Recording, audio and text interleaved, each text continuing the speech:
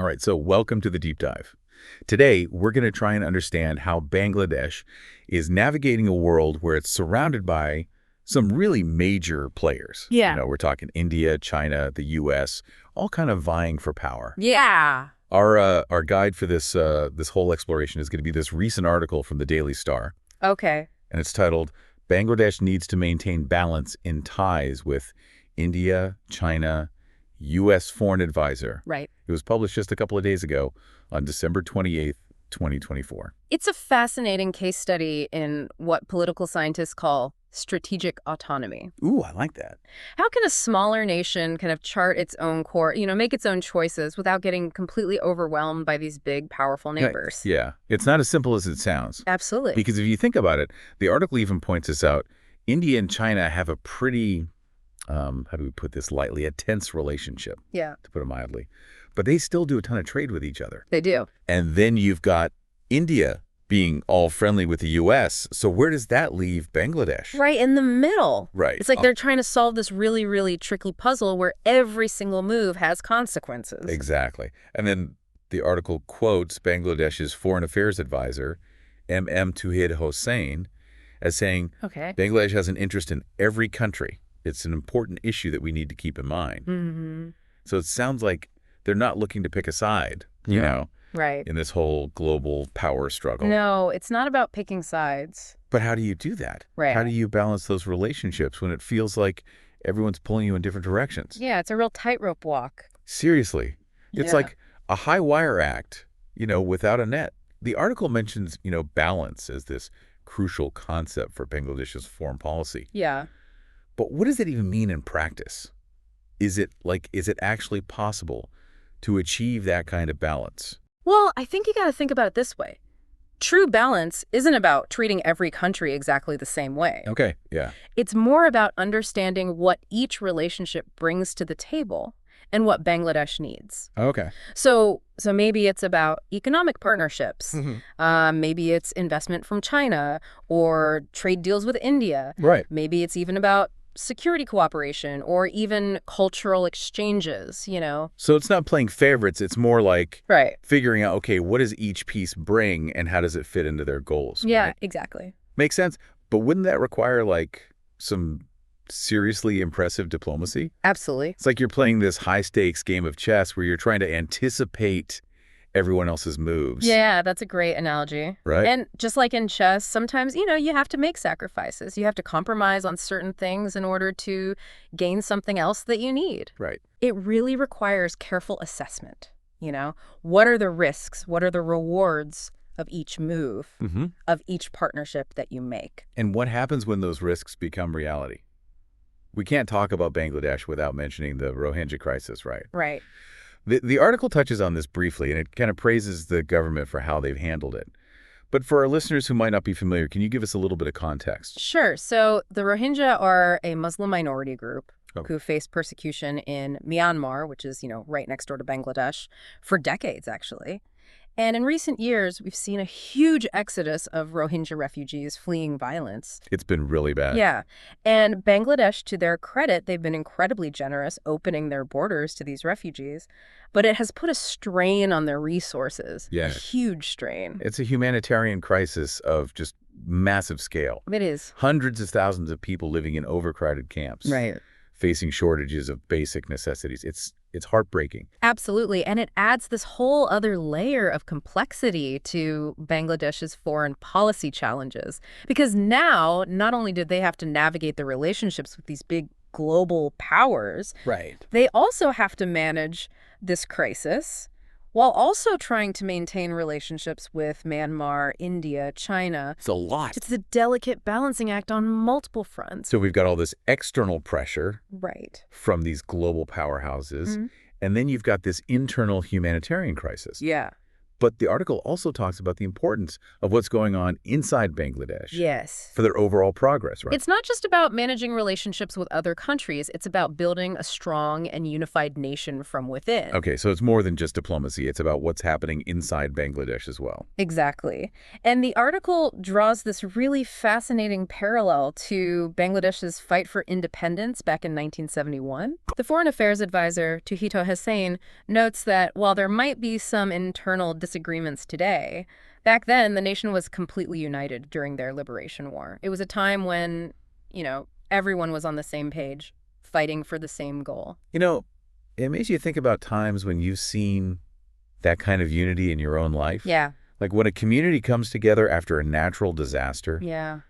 It's amazing what people can achieve when they have a shared purpose. Absolutely. And that shared history, that history of struggle and triumph, can be incredibly powerful, even decades later. It can be a source of national pride, a reminder of what they can overcome when they work together. So it's not just about diplomacy and geopolitics. It's about tapping into that sense of national identity, Right. that collective spirit. Exactly. And the article argues that this internal unity is crucial for Bangladesh's success on the world stage. But how do you foster that kind of unity in a diverse and complex society? That seems like a huge challenge in itself. And the article doesn't just stop there. It dives into some pretty interesting, thought-provoking ideas about political parties and the role that they play in all of this. Right. Absolutely. Tuhid Hossain puts a lot of emphasis on the responsibility of political parties to uphold democratic values. He's basically saying that citizens need to hold their leaders accountable, make sure that they're not straying from the path of democracy. So it's about active citizenship, Right. not just casting a vote, but making sure that those in power are actually serving the people. Yeah. It's not just about international relations. It's about the health of their democracy itself. And speaking of people making their voices heard, the article features some insights from, pretty prominent figure, Chief Advisor Professor Muhammad Yunus. Right. What's his perspective on all of this? Yunus has a very fascinating take on the challenges facing Bangladesh. He highlights how interconnected three key factors are: national unity, much-needed reforms, and the role of elections in driving progress. And he argues very strongly that you can't really have one without the others. So it's like a three-legged stool. You need all three for it to stand strong. Exactly. Reforms without unity, people are going to push back against them. Yeah. Elections without reforms, well, they might not be truly free or fair. Right. And neither of those things will be effective if there isn't a sense of national unity to drive them forward. He sees them as intrinsically linked.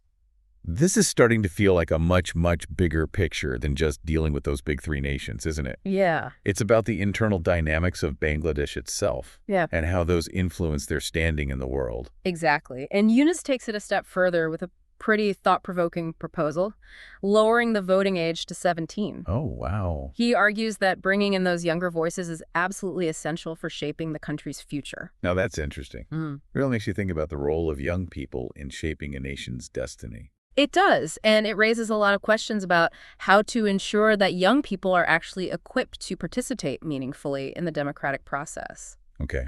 So we've got this really fascinating mix of internal and external factors at play in Bangladesh. Yeah. They're trying to balance these relationships with superpowers, while also focusing on internal unity, democratic reforms, and even engaging younger generations. A lot to juggle. Absolutely. We're just scratching the surface here. What's standing out to you so far? I think what's most interesting is the emphasis on the interconnectedness of everything, the global power dynamics, the internal challenges, the importance of unity, and a healthy democracy. Yeah. It's a reminder that a nation's strength doesn't just come from its military or its economic power, Right. but from the values and the aspirations of its people. That's a great point. It's not just about being on the world stage. It's about what's happening within the nation's borders that really matters. Yeah. But how much agency does a nation like Bangladesh actually have in a world dominated by larger powers? That's something I guess we'll explore further in part 2 of this deep dive. I look forward to it. We'll be back soon to unpack even more insights from this article, so stay tuned. Picking up where we left off, you might be wondering, how much power does a nation like Bangladesh really have in a world that's, shaped by these big giants like the U.S., China, India? Yeah. It's easy to feel like they're just, caught in the cross currents. Totally. How do they assert their own autonomy, while maintaining these crucial relationships with countries that might have totally different agendas. It is. It's like juggling flaming torches while you're walking a tightrope. That's a great image. It Yeah. really is. Right. It highlights the complexity of the situation. But here's the thing. Power dynamics in the 21st century, they aren't as simple as just like big versus small anymore. Okay. Bangladesh might not have the same kind of military might or economic clout as those big three. Yeah. But they do have other things going for them. Like what I mean, the article mentions their location, Yes. right? Nestled right between India and China. Exactly. And they've got that coastline on the Bay of Bengal, which is a major shipping route. It's all about geography. Geography plays a crucial role. Okay. That location, it gives Bangladesh geopolitical significance. Okay. Plus, they're a big player in regional trade. That's right. Don't forget they have a large and young population, a growing workforce, a consumer market that's becoming more and more attractive to global businesses. So even without like matching the big three in terms of traditional power, Right.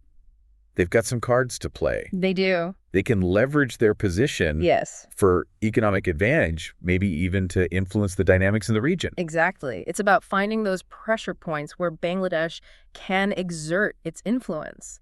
And this is where their commitment to a non-aligned foreign policy becomes really, really interesting. Can you remind us what non-aligned means? Again, the article mentions it. Sure. But it's one of those terms that can sound a bit academic. It can, yeah. Essentially, it means that Bangladesh is really striving to maintain good relationships with all countries. Okay. Regardless of their political system or their alliances, they're not taking sides in those global power struggles. So that sounds incredibly difficult these days. It is. It feels like everyone's picking a side. Yeah, it does. Is that even realistic? It takes a lot of diplomatic finesse. Yeah. And there are going to be times when Bangladesh will have to make some tough choices. Right. But their history has really taught them the value of finding common ground. Yeah, Remember, they fought hard for their independence. they did. And that experience shapes their worldview. It's like they're saying, we're not here to play your games. Right. We're here to do what's best for Bangladesh. Exactly. And that might mean partnering with China on infrastructure projects while simultaneously signing trade agreements with India Right. and exploring, technological collaborations with the United States. All right. It's all about strategically leveraging each relationship to get what they need. So they're not putting all their eggs in one basket. No. It's a diversified approach, kind of hedging their bets. Yeah, It's almost like a business portfolio. exactly. You don't want to invest everything in a single stock. You don't. And it really reinforces the importance of internal unity, Right. which the article emphasized. A strong and unified society is going to be essential for Bangladesh to really manage these different international relationships effectively. It's like you can't have a successful business if your own team is constantly fighting with each other.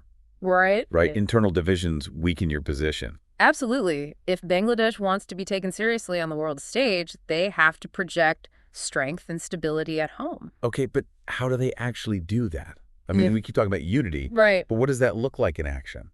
It goes beyond just slogans and speeches. It's about addressing those internal challenges we discussed. Remember Professor Yunus and his emphasis on the connection between unity reforms and democratic elections? Yeah, he argued that those three things were all essential They are. for Bangladesh's progress. Exactly. And this is where the article's insights become really relevant for our listeners.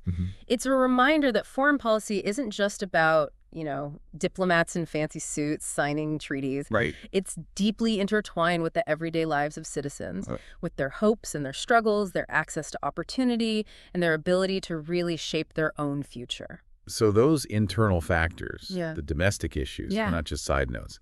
They directly impact how Bangladesh can navigate the global arena. Exactly. And one of the key areas where this connection is really clear is in economic development. Okay. Think about it. A nation that's struggling with poverty, inequality, or lack of infrastructure is always going to be more vulnerable to pressure from outside. It's like trying to run a marathon with a heavy backpack on. That's a good way to put it. Those internal burdens just weigh you down. Make it harder to compete. Exactly. And this is where those reforms that Eunice was talking about become so crucial. Yeah.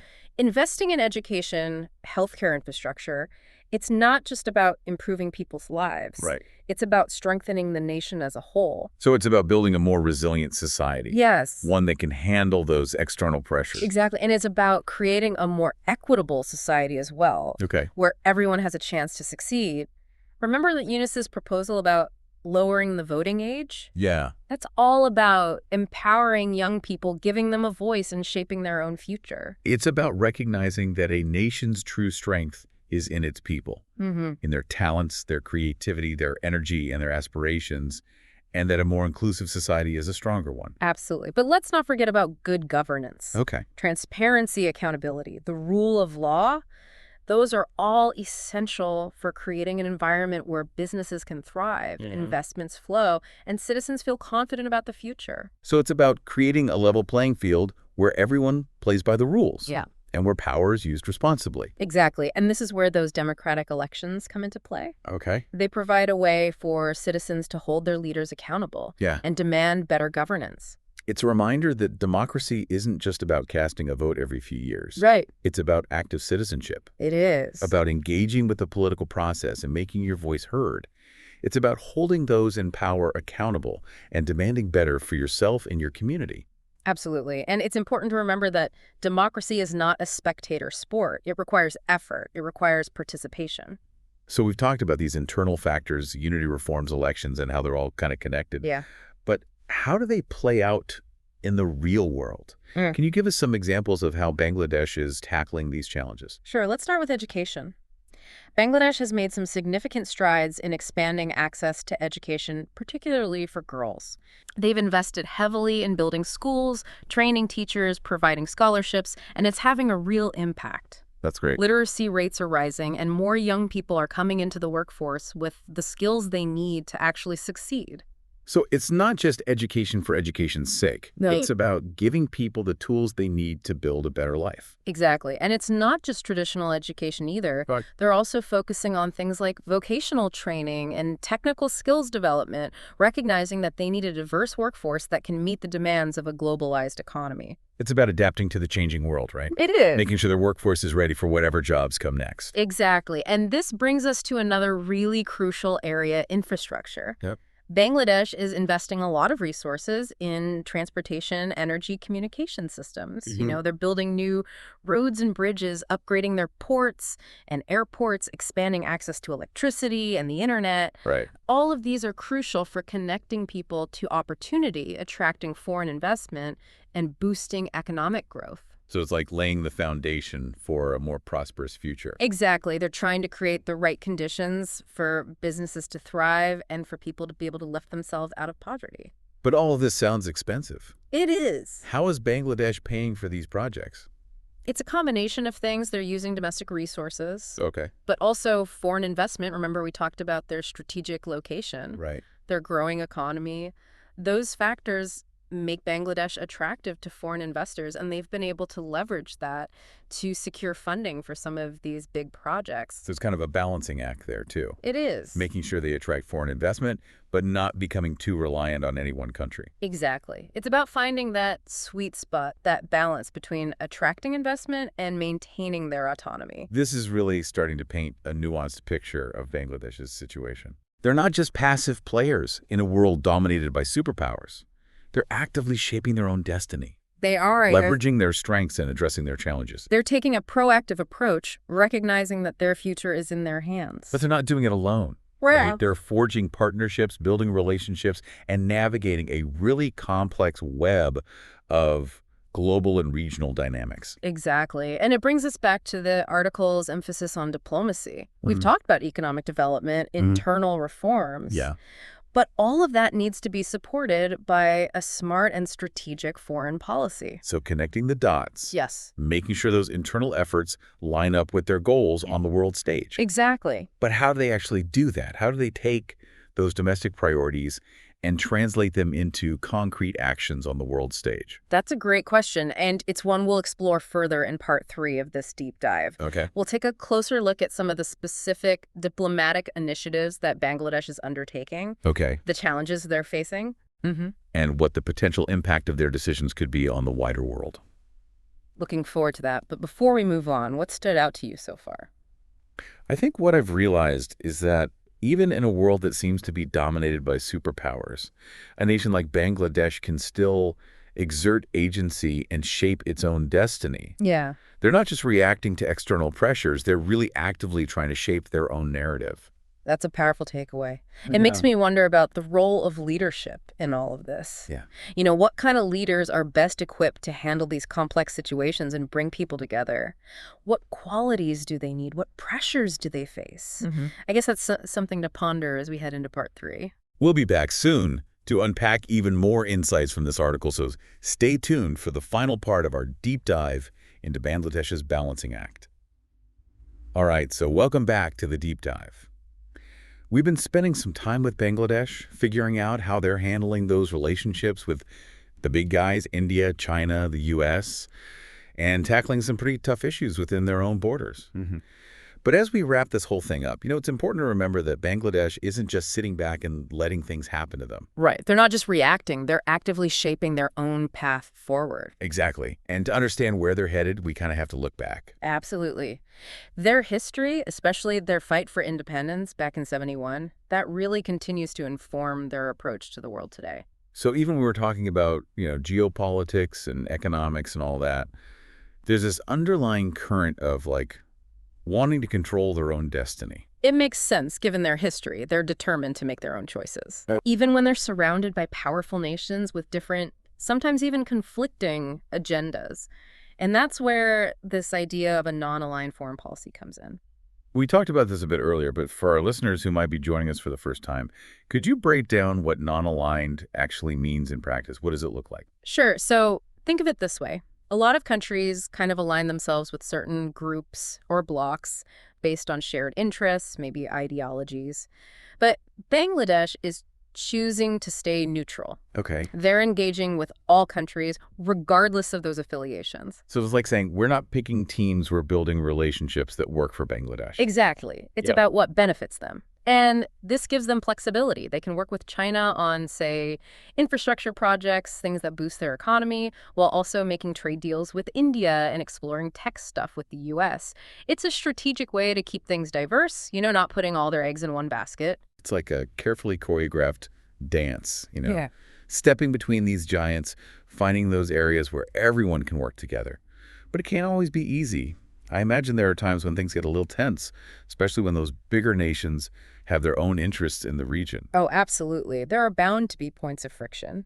Bangladesh's ties with China, for instance, haven't always sat well with India, and their stance on certain global issues might not perfectly align with, say, the U.S. So how do they handle that? How do they manage those competing interests without making anyone angry? It takes serious diplomatic skill and a commitment to just open communication. Bangladesh has put a lot of effort into building strong diplomatic ties with all these countries, keeping those channels of dialogue open, finding common ground, even when there are disagreements. It sounds exhausting. It's a balancing act, for sure. Yeah. But their history has kind of prepared them for this, They've learned to be pragmatic, to prioritize their own interests. It makes me think about Professor Eunice's point on unity, reforms, and elections, how they're all connected. It seems like those things, what's happening inside Bangladesh, play a big part in how they're seen on the world stage. Absolutely. A nation that's strong internally, with a stable democracy, a healthy economy, that's going to be a much more attractive partner. They'll have a stronger voice at the negotiating table. So those internal efforts, the things we talked about in part 2, they're not just about improving lives within Bangladesh. They're actually strategic tools for their foreign policy, too. Exactly. When you invest in your people, when you create a more just and equitable society, you're also investing in your nation's standing in the world. That's a really powerful idea. It's not just about military power. It's about the strength of your society. Right. And it brings us back to what the article emphasized, that unity. Bangladesh knows that to navigate this complex geopolitical landscape, they need to be united at home. It's a theme that keeps coming up, right? That internal strength is vital for success in the wider world. It is. And it's not just political unity either. It's about fostering a shared national identity, celebrating those diverse cultures, working together to overcome those challenges we talked about. It's interesting. While we've been talking about Bangladesh's relationship with those global powers, they're also really active in regional diplomacy. Oh, absolutely. They play a key role in organizations like SAARC and BIMSTEC. For our listeners who might not know what those acronyms stand for. Right, sorry. So think of them like platforms for countries in the region to come together and work on shared challenges. Things like trade, building infrastructure, dealing with disasters, even cultural exchange. It's about making South Asia as a whole more integrated and prosperous. So it's not just about those big powers, it's about working with their neighbors too. Exactly. And Bangladesh is a leader in this effort. They're actively promoting that regional cooperation, pushing for initiatives that benefit everyone. It's like they're saying, we might be a smaller nation, but we can still have a real impact. Right. And that proactive approach, it's earning them respect. I'm honestly struck by how complex Bangladesh's situation is. They're juggling so much global powers, internal pressures, these regional initiatives, all while trying to stay true to their own values. It's a lot. It is. It requires a real long-term vision, a commitment to strategic thinking, and a willingness to adapt. So as we wrap up this deep dive, what are your final thoughts for our listeners? What can we learn from Bangladesh's story? Well, I think the biggest takeaway is that even in a world that feels dominated by superpowers, smaller nations still have a voice. They can make choices, shape their own future. Bangladesh is a great example of how national strength comes from not just military or economic power, but from the resilience of your people, the quality of your institutions, and a smart, forward-thinking approach to foreign policy. That's a powerful message. And it goes beyond just Bangladesh, right? It's a reminder that every nation, no matter how big or small, has a part to play in building a better future. Absolutely. It's about finding your own voice, leveraging your strengths, and building relationships that really serve your national interest. This has been an incredible journey. We've covered a lot of ground post-day. Bangladesh's unique place in the world, how they approach foreign policy, those internal factors that shape their future. It's been fascinating. I agree. It's been a pleasure exploring all this with you. And to our listeners, we hope you enjoy this deep dive into Bangladesh's story. We encourage you to keep learning, explore those things that sparked your curiosity, and consider those broader lessons we can all take away. Until next time, keep diving deep. And remember, even small actions can create big waves of change.